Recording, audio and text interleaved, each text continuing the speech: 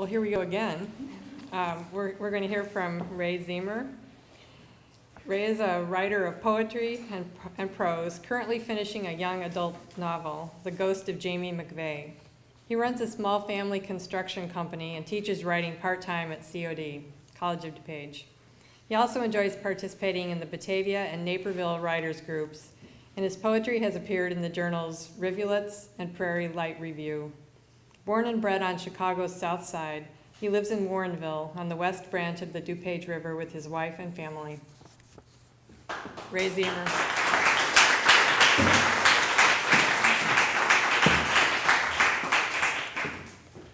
Thank you. I'd like to read a poem and a real short story tonight. The poem I'm reading for my father-in-law, Les Mish, who's been a mentor to me since I was 15 years old, and he's having a rough year. This is called Whose Hands Are These? A dinner plate hits the floor with a crash. Damn it, he cries. Spaghetti sauce spatters ceramic tile, the cabinets, his slippers and baggy pants legs where Lester stands staring down, shoulders hunched, stooped and humpbacked, standing, staring, not at the shards scattered over the floor, looking at his hands. Whose hands are these, he wonders. Gnarly boned claws overstretched with mottled blue-veined skin as thin and transparent as tissue paper. Are these the same hands that darted and flew, that boxed at the gym in McKinley Park? Are these the hands that every day gripped a pipe wrench long as your wiry arm? That held the handles of the .50 caliber gun when you shot your way through Belgium in '44? Hands that splayed across the keys to chord a Rhapsody in Blue? Or pound a boogie-woogie cadence just for fun? That deftly balanced a sable brush alive with color and made it dance across a canvas? That caressed a woman and made her a wife, cared for a family and made them a life? These hands that once could fix a thing, or fight, or love, create? These hands that can't even hold a plate?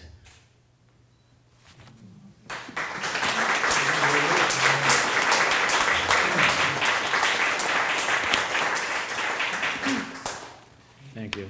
This is a little fiction story, science fiction story called Crystal Pillars. And it was fun for me to write because it's based on real events. Creeping down the stairs, Sylvia Gretz was more than a little surprised to find, perched at the kitchen table, a strange woman. She sat with her knees up, bare heels on the edge of the vinyl seat, hands cupped over her ears as though every creak of the old house assailed her. A too large lab coat hung loose and unbuttoned over her shoulders. Golden hair, streaked with strands of black, tumbled through her hands, down her graceful neck and over fragile collarbones to feather onto her small round breasts. Her skin gleamed like burnished bronze in the kitchen light. She stared at Sylvia with eyes black and lustrous as polished onyx. "Who are you?" Sylvia gasped. She'd grudgingly awakened from the sea foam of a dream drenched in moonlight. Hearing the commotion downstairs, Sylvia had a moment of panic. Break-ins weren't unheard of around the urban campus, and she wondered if she should open the gun box under the bed just as a precaution. Then she remembered the earlier phone call. She knew it was Al, but she wasn't prepared to find this exotic creature roosting on a kitchen chair. "Who are you?" she repeated. The woman seemed to consider for a moment, then raised her chin and crooned a long and mellifluous note. "New." Scents of pine and salt sea mist seemed to waft through the room. Yeah, Sylvia said with bitterness. You're new. She edged around, studying the young woman. Barely a girl, she thought. Clearly naked under the lab coat. Nervous, suspicious, fearful. What the hell are you doing here? The girl bent her head and covered her eyes. A dust devil seemed to spring up in the kitchen, and Sylvia spun with it in the whirlwind of confusion, whipping leaves and pelting grit, a rushing and a falling into the air. Staggering back from the thinning illusion, Sylvia looked from the girl to the dark living room and back to the girl. "Where is my husband?" she demanded. She followed the girl's over-the-shoulder glance to the sofa, where the disheveled form of Albert Gretz sprawled, mouth agape. He reeked of alcohol and vomit. Looking down on Al's ruined face, Sylvia tried to summon up the smart, fresh-faced scientist she'd married 20 years before. What happened to us, she wondered. What happened to the fairy tale lives we once dreamed? "Wake up, Al," she said, loudly, but not with anger. It wasn't the first time he'd passed out on the couch. But it was the first time he'd brought a half-naked woman home, at least as far as she knew. "Wake up," she shouted, and shook him roughly by the shoulder. With a snort, Al reared up and shifted his big belly around to make eye contact. Groaning, he let his head drop again. She lifted his head by a thin fistful of his graying hair. "Albert!" "Ah!" he cried, flopping about to sit up. "What's with her?" Sylvia demanded. Eyes widening, Al looked out to the kitchen, and seeing the girl, allowed himself a satisfied smile. "Ah, she's still here. What the hell is she doing here?" Al turned to Sylvia, groping for words in his thick mental gumbo. "She's from the vortex, Syl," he said. "What are you talking about?" "She must have fallen in the anomaly, wherever she was. Just stumbled in," he belched. It was months ago, Sylvia remembered. Al had sworn her to secrecy. The antimatter experiment in the lab, an incredible discovery, he claimed. Al hypothesized that they had inadvertently created some kind of wormhole to another point in space. And then things started emerging from the field. Leaves, some sort of bug, and finally, some small bird-like creature, he said. The anomaly had collapsed. So now, while biologists studied the specimens, Al's team under Professor Adubo had been trying to recreate the vortex. "Al," she yelled and gave him a shake. "You got the thing open again?" "Open," he agreed. "Last week. Open 38 minutes. And she showed up." Al smiled warmly.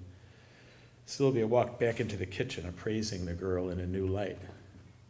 "Okay, new," she said. "New to these parts, are you? Wouldn't you like to go back where you came from?" The girl heaved a sigh and warbled a word of many syllables. In Sylvia's mind, a moonlit scene took shape. A cliff edge overlooking a tranquil sea, a sugar fairy castle of crystal pillars festooned with leafy vines. Bright flying things chirped as they fluttered. Sylvia shook her head. "It's like a dream." "She's telepathic," Al tried to explain.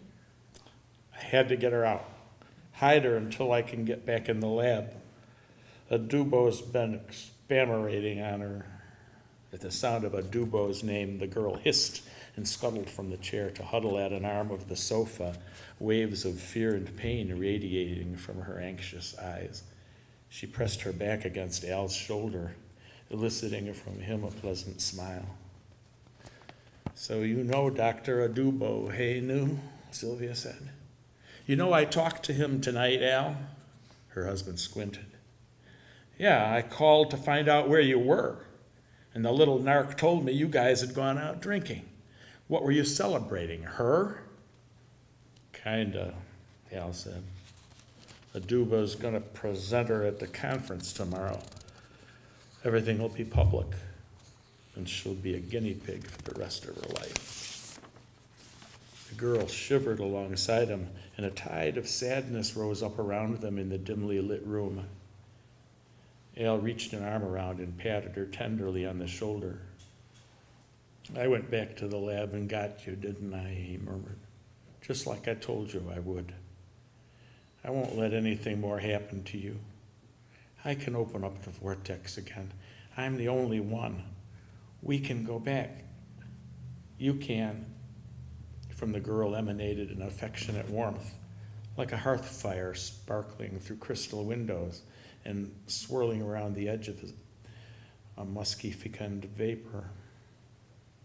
"We?" Sylvia stared. "You bastard," she breathed. In cold fury, she turned and stomped up the stairs. When she returned, the girl was sitting up alert, black eyes gleaming, sharp teeth bared. From her throat issued a warning growl that roused Albert. He looked up at Sylvia's wild hair, her anguished face, the small automatic pistol in her hand. "Sylvia, what are you doing?" "All these years," Sylvia seethed, "I've put up with you and your drinking, your playing around. I've lived with your failure, all the empty promises you made me once. All these years I believed in you, that one day you'd make the big discovery and we'd get away, just the two of us, away from the temptations and jealousies, to live our dream lives." She sobbed and her hand trembled, the gun wavering. The girl trilled a shrill note of fear. "Syl, no, don't!" Sylvia pulled the trigger again and again and again as sugar castles crumbled, their crystal pillars tumbling in silvery moonlight down a cliffside to splash soundlessly into the sea.